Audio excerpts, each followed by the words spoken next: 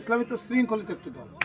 আর এই দেশে যদি আমরা ধরেন কেমন যেন 12 তারিখে সরকার ক্ষমতা চলে যাবে, কিছু লোক আছে যারা গান্দায় থাকবে না, ঘোষণা হওয়ার আগেই এসে গরুটা নিয়ে আটা দিল, জেরে এসে মাছ মারা শুরু করবে।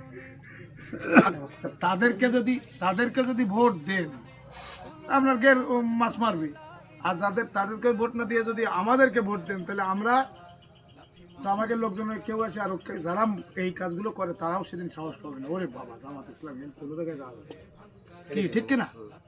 এদেশে যদি আমরা ক্ষমতায় যাই তাহলে মমতা দি যেমন মুসলমানদের নেতৃত্ব দিচ্ছে, এদেশে আমরাও হিন্দুদের নেতৃত্ব দেব, এবং আমাদের ছাড়া আপনারা আর লোক খুঁজে পাবেন এক সময় যে না এরাই হচ্ছে আমাদের ছায়া।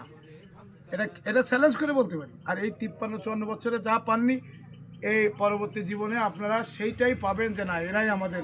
আমি একটু কথা বলি। জি বলেন। আমরা হিন্দুরা কাজ কাজে কিছু খাটি, আমরা চাই কি নিরাপত্তা, শুধু নিজের কাজ নিজে করে খাবো, খোলা মাঠে আগে তো এইটা ভাবেন কি করে? এটা ভাবেন কি করে?